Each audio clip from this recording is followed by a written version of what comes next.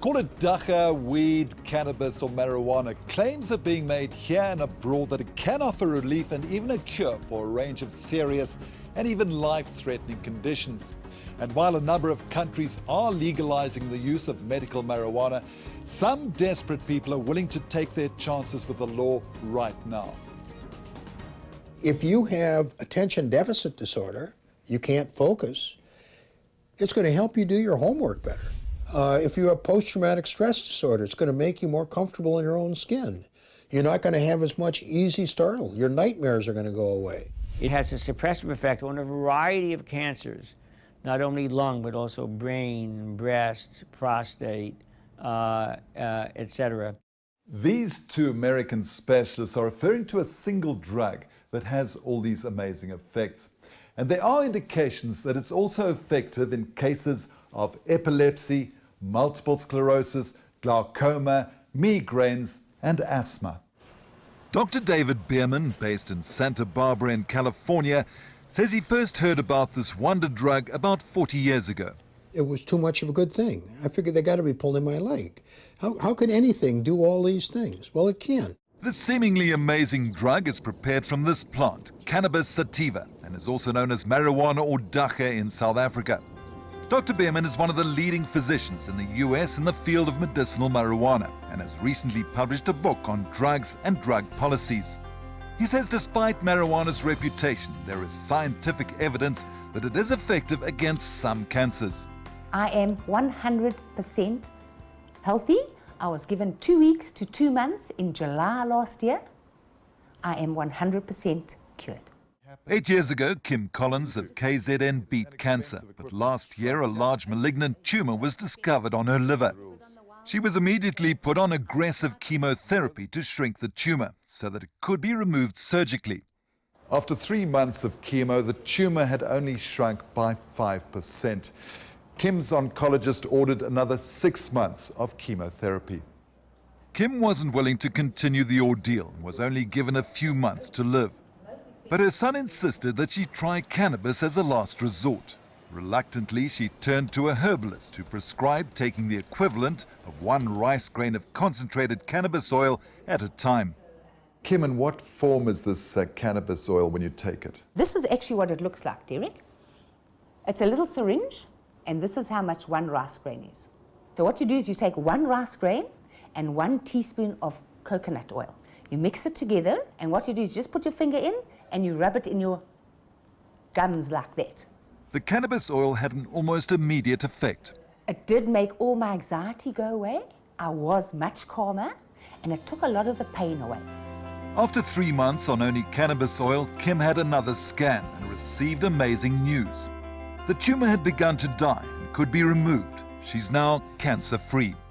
Cannabis oil in a syringe of this size sells for between 500 and 3,500 rand in South Africa. Now that is expensive, but cheap compared to conventional cancer treatments. Cannabis has such a profound effect on a variety of conditions because of a network in the human body called the endocannabinoid system.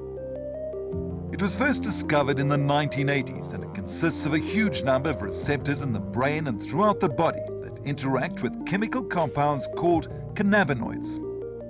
These cannabinoids affect the release of neurotransmitters and can slow down the rate of electrical impulses in the brain and nervous system. And this impacts a large number of physiological processes in the brain and body. Our bodies themselves manufacture these cannabinoids, but researchers have also identified about 85 of them in the cannabis plant. These cannabinoids are freely accepted in the body's receptors, and they too influence a variety of physical and biochemical functions of cells and organs. For example, one of them, THC, specifically slows down electrical impulses in the brain.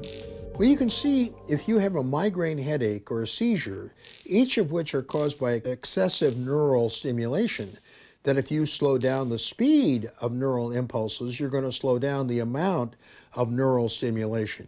And therefore, you may prevent the migraine or make it less severe. And the same thing with the seizure. You may prevent it or make it less severe. THCs also cause the release of large amounts of dopamine in the brain, and this explains the euphoric and relaxing effects of cannabis.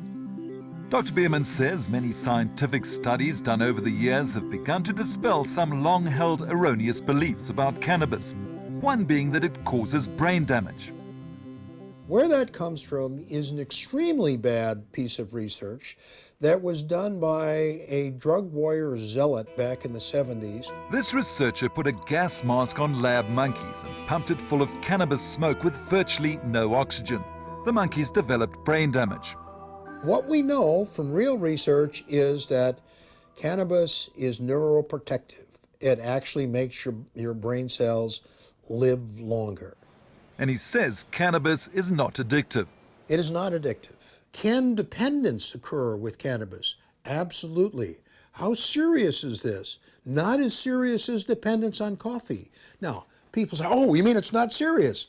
Have you ever seen anybody who has dependence on coffee? It can be serious, but it's not addiction. Most people who use marijuana use it for a couple of years and stop voluntarily.